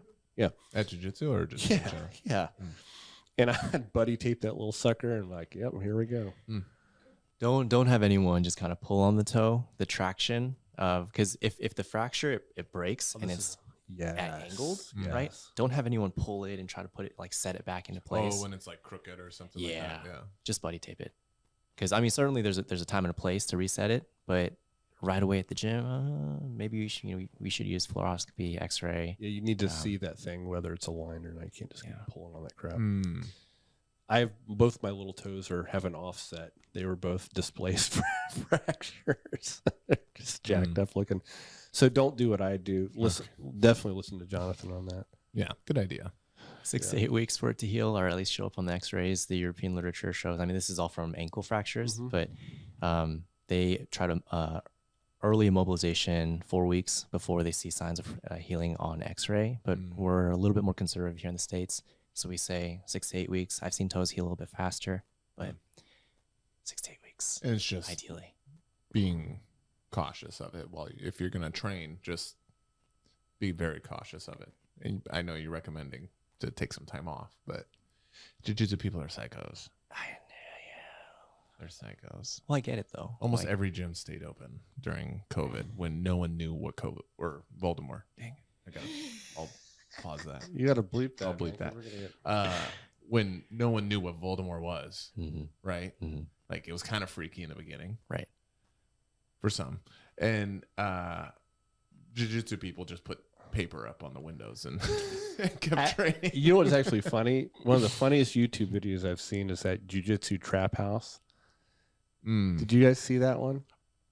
Maybe. You've got to look at that one. It's hysterical. Is that the one where like he would open the door? He'd open the door and go, "What you got? What you got?" And the guy had toilet paper because everyone is stealing toilet paper. He goes, "Man, I need some no gi." He goes, "Yeah, we got no gi." Yeah. He gave him. He goes, "Man, that's a little light." Yeah. And he gave him some more toilet paper. He goes, all right. You got 5 minutes. No coaching. Yeah. He goes back there and the guy's gets one training partner. The guy's slamming him. He goes, hey, how'd you set up that transition? He goes, shut up, punk. It was so funny. Oh, there's some. Anyway, that was kind of our. Yeah. Jiu-jitsu people are psychos. So, I mean. And even people that should know better, like myself. Because when people ask me something in the gym, I said, do you want Dr. Hardy or do you want Jiu-Jitsu Chris? Because they're going to get two different answers. Right. Yeah, it's so true. Do you have any opinions about the nomenclature of jiu-jitsu and foot stuff? I believe the Portuguese is botinha. I think that's like little foot or something like that. But it's really confusing to me. Okay. Yeah, because what is an ankle lock? Right. I mean, of course, I'm a 3-star white belt. Right. No, but you're a podiatrist, right? So I mean, let's talk about it. You are a princess, and we will talk about it. So an ankle lock Yeah, so is an Achilles lock. Some people call it straight ankle lock. Mhm. This is kind of the normal terms, right?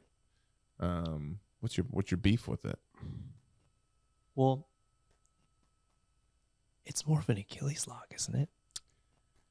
I think, and we talked about this briefly, Mhm. right?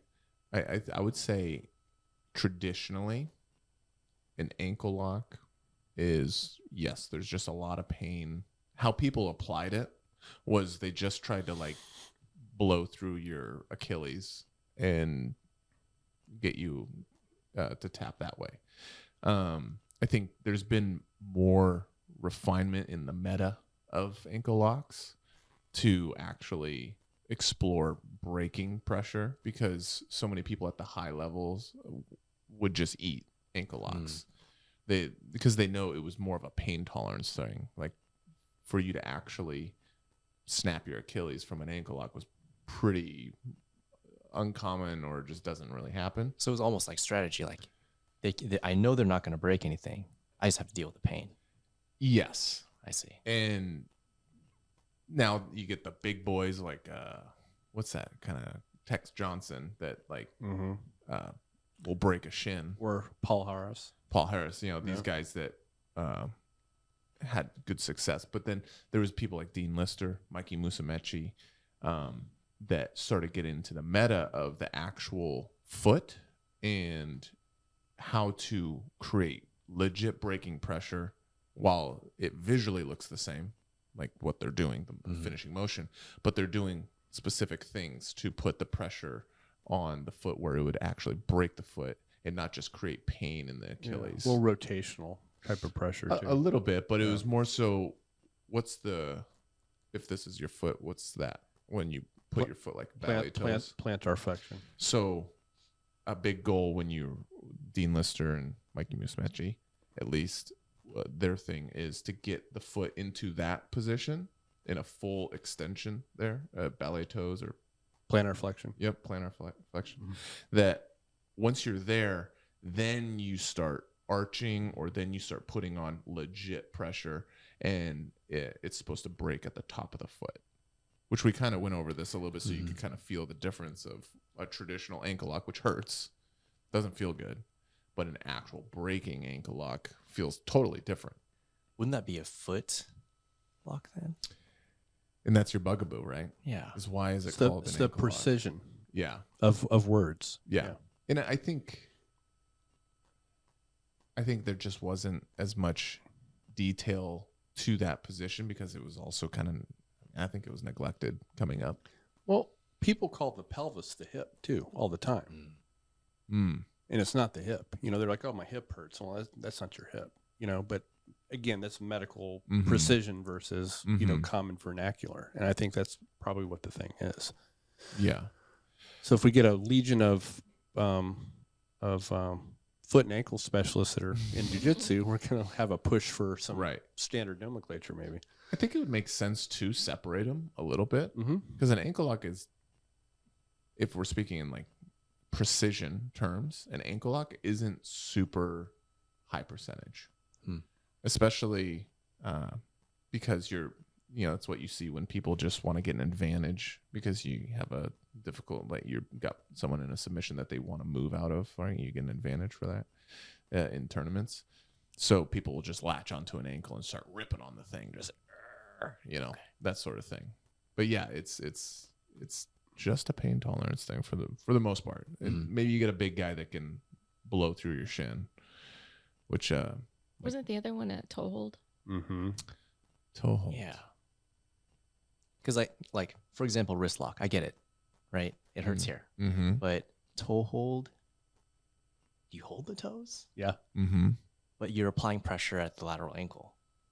correct. Yeah. So would that be more of an ankle lock, Mm-hmm. right? Technically, Yeah. as far as anatomic, Where's it dislocating when you complete a toe hold? Because I think it was Homoloba Hall had I don't know if it was, I think it happened to him where someone toe holded him and it was definitely dislocated. the slash broken. lateral ankle. Yeah. Mm-hmm. Yeah. Where's that? The outside of the ankle. I'm not as flexible as you are. So. Where the foot actually connects, like where the ankle ball is. Yeah. It's right below that. That's where it's. Yeah, because you have the tibia, fibula, and the talus, which make up the ankle, and it's this outside portion. There's 3 ligaments there, so that's why some people say, you generally hear 2-3 snaps, and that's when you're in trouble.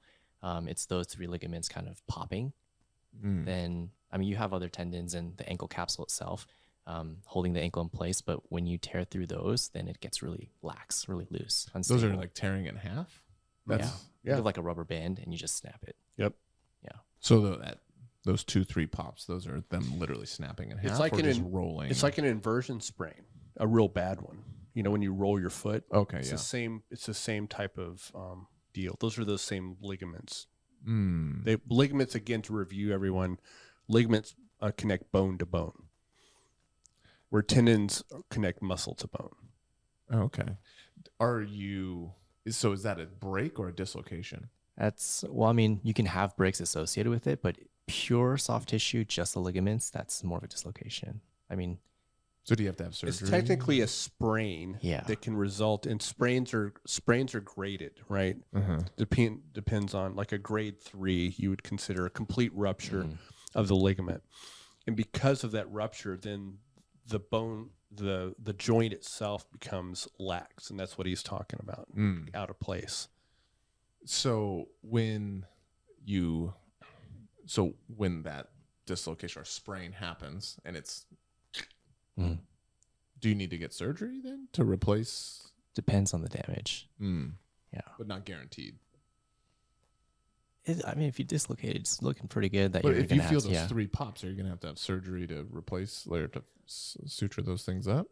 So you can, but the peroneal tendons, the tendons on the outside of the ankle, do generally a really good job of compensating for that. Yeah. I think there was a study done on Army recruits, because they're pretty standard. Their training schedule, their equipment, right? And after ankle inversion injuries, right, they had them go through physical therapy, and they found out that did much better than anything like an ankle brace. And there's a couple studies in Europe too, focusing on pro football players, pro volleyball players. Bracing, taping work well, but physical therapy is the best. Yeah, and it's getting those peroneal tendons to. So if you're in a tournament and you feel those pops, when do you tap? First one, third one? Oh man, second one? Personal preference. I mean, you can. Yeah, I would. I'm very quick to tap. Yeah. So I would tap pretty quick because. Well, yeah, I mean, being a hobbyist, I mean, we're going to tap for much sure. faster. I'm tapping right away. We're all older, so. But if they do start feeling those pops, that's I wouldn't there's some wait for the damage second. Yeah, that you're right at the cusp of, essentially. And I think with the verbiage, it just comes from just when you do a toe hold, you're supposed. A lot of people grab over like the arch, but the foot is quite strong there. When they grab like this, you want to grab all the way at the toes. So you're like folding the toes over like so. And then you're almost like twisting it as well. You know, when you do back control, yeah. You know, a lot of people get that grab the wrist there for that control. It's much better if you grab right across here for the same reasons. Because instead of grabbing at the wrist, you're covering the knuckles, and you're able to control it a lot better. It's the same idea. Okay.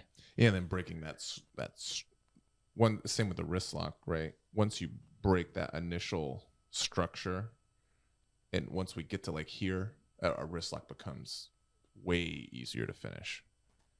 But if you ever catch someone that's like right here, and you're like, oh, that's not moving. Same with the foot. Gotcha. If we have a boot on, what we call putting a boot on, right? Which is just flexing it like that.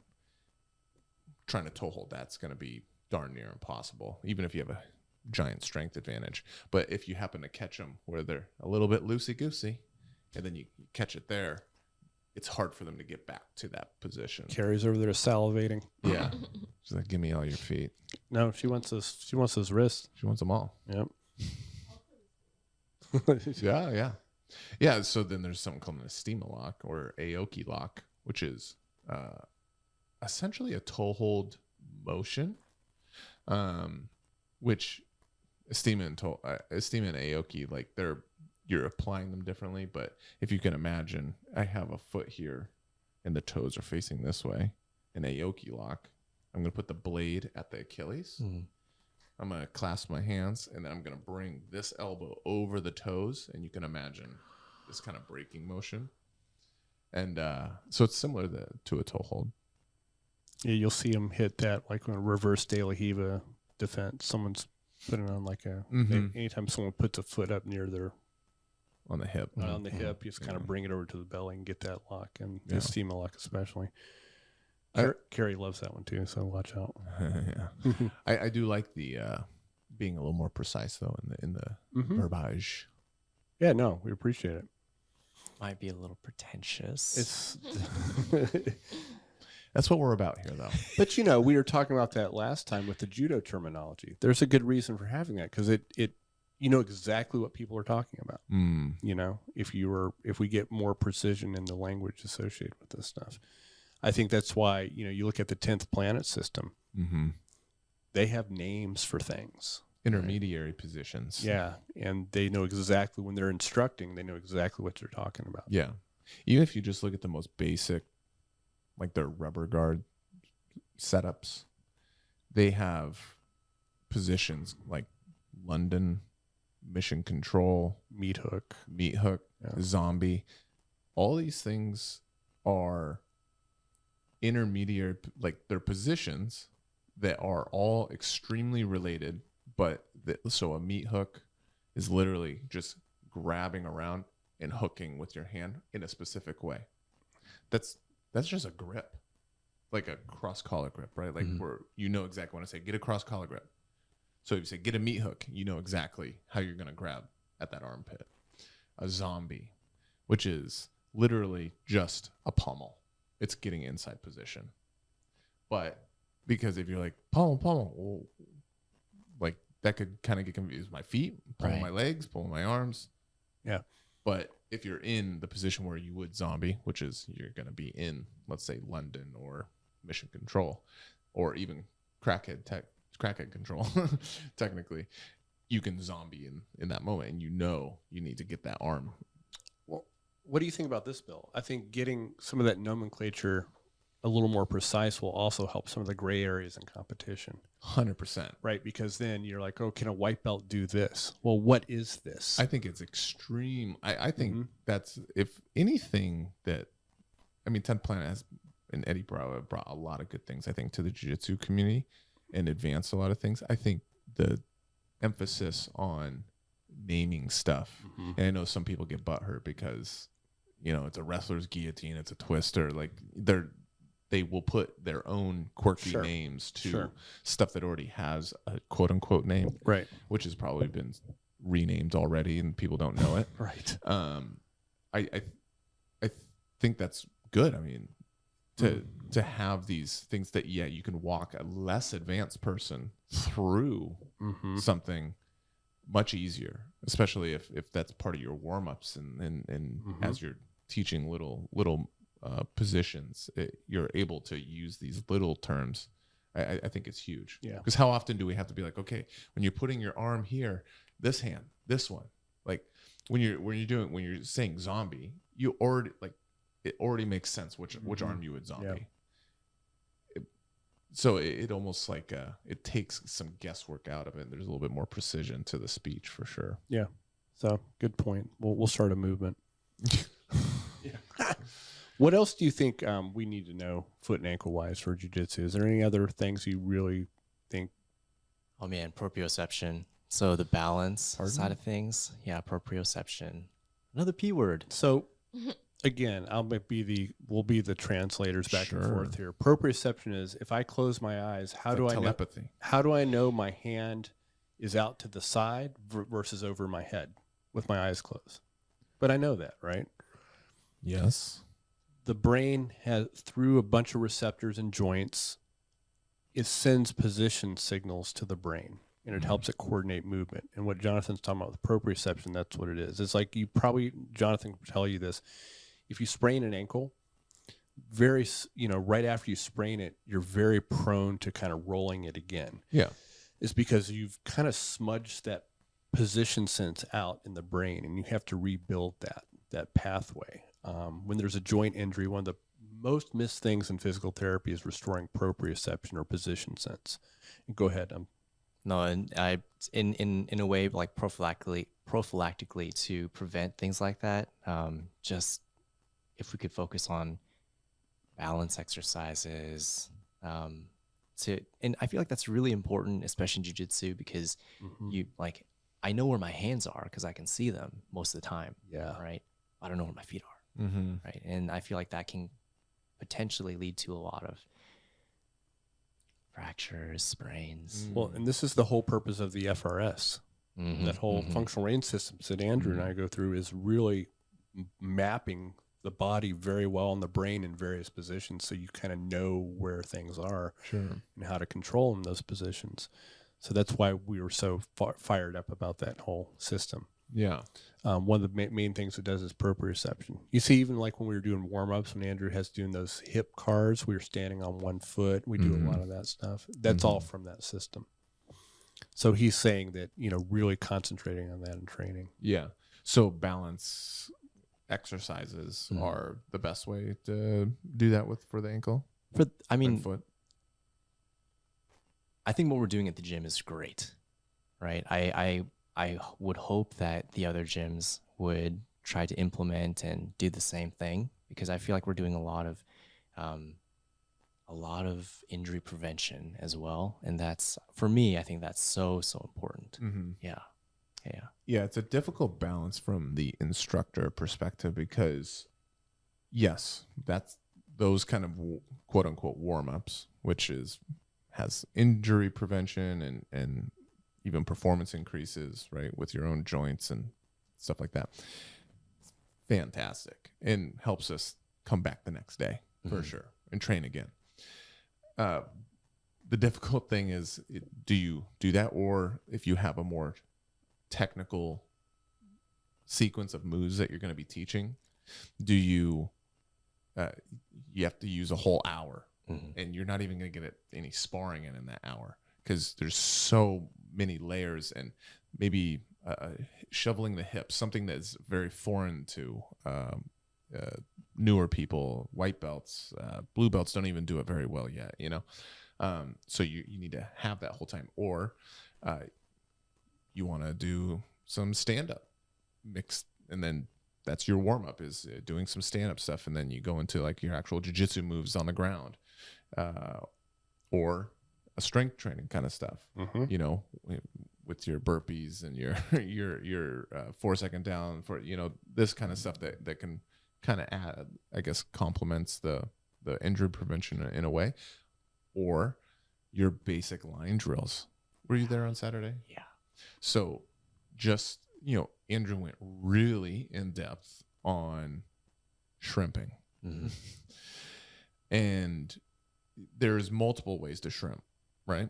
A lot of people don't even realize that. So, for example, a lot of people, when they rolled to their right hip, they were using their bottom foot to push off the mat, elevate their hips, and push, right? That's a legit shrimp to do it that way. But that's not what we were doing in that moment. In that moment, it was, let's hone in kind of what Shanji calls the diamond position. Elbows are connected to our knees. We have good frames the whole time. We use the top leg to get the hips up, push away, and maintain framing, so then we can then keep the connection of the knee and the elbow and create a frame. And now we're regarding. That's a specific shrimp in itself, because there's other ways to do it with the top leg pushing that are different than that. Go ahead. So is your point then, with all these things we're trying to cover, we have to kind of look at our time and say, where's this best spent in any It's given really day? difficult on the instructor to try to figure out, okay, because then you have your most commonly 2-day-a-week people. 3-day-a-week people. This is the most common schedule for people to train, right?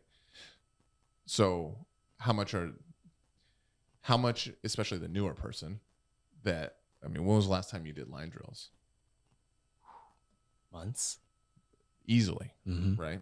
And in the classes I teach, I don't do line drills at all. I'm just letting you know, now Andrew's going to make us do line drills all the time.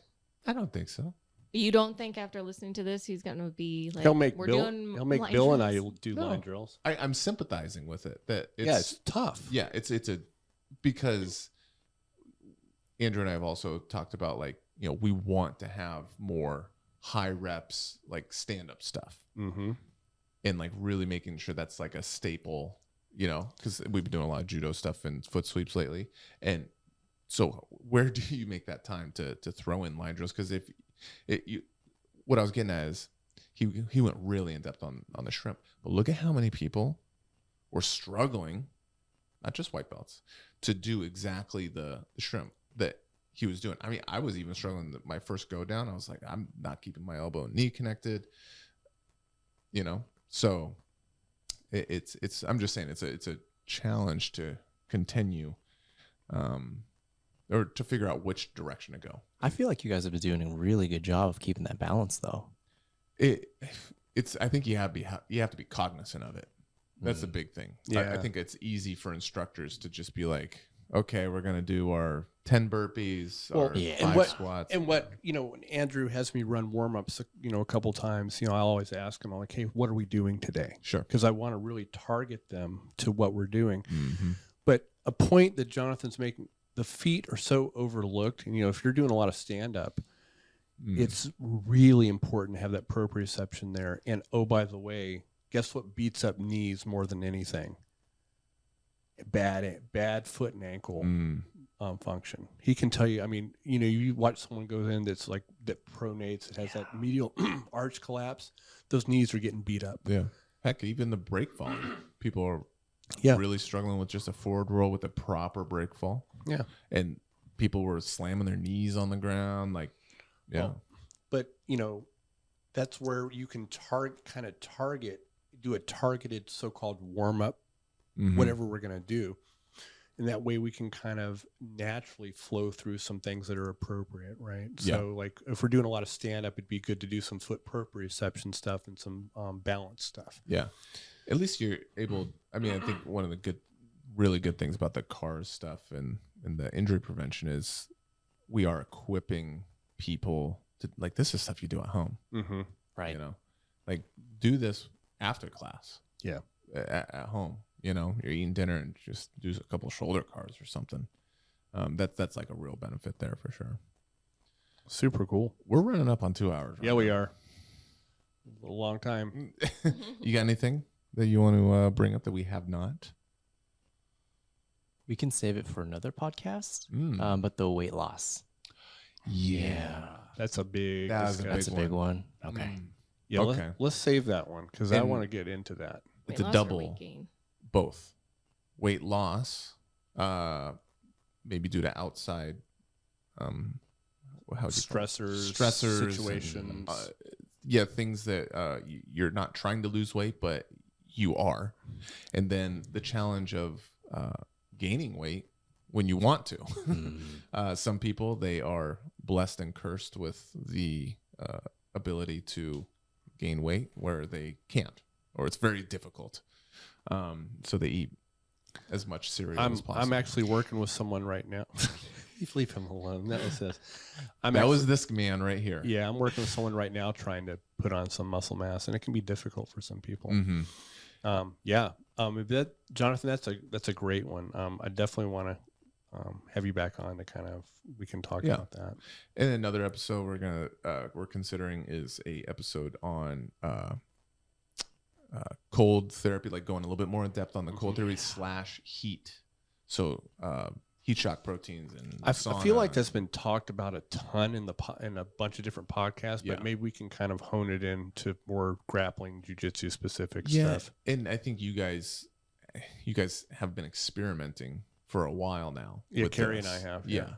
So you can really talk about that. I mean, we have talked a little bit about like how to get started and what to do, but maybe from what the body's actually doing. Sure. And benefits from jiu-jitsu recovery. Yeah, I mean, Anything. you can. I'll also give you some resources to other people on the internet that have Yeah. done a really good job with that too. Yeah. Cool. I like it, man. Jonathan, thanks, man. Well, I thanks for appreciate having you me on. I think, Yeah. Thanks for coming by and putting up with us. You have to put up with me at work, so you get a double dose on the weekend. Yeah. Yeah. And I didn't like your answer on who was tougher to roll with. So, You know, why would you ask him that? There's no win for It's him. like, do you like mom or dad? I know. Yeah. Yeah. Yeah. And mom's pissed. So we'll see you on Monday. All right. All right. We will email us questions if you got them. grapplingwithpodcast@gmail.com. Yep. Follow us on YouTube. And subscribe, please. Yeah, give us a sub. Yeah. Help the algo. Comment. Call Chris old, fat, and dumb. That's nice. That's a bit on helps the, the that's a bit on the algorithm. nose. It is a little bit. Helps the algorithm though. Okay. Blow us up, Liv. Oh.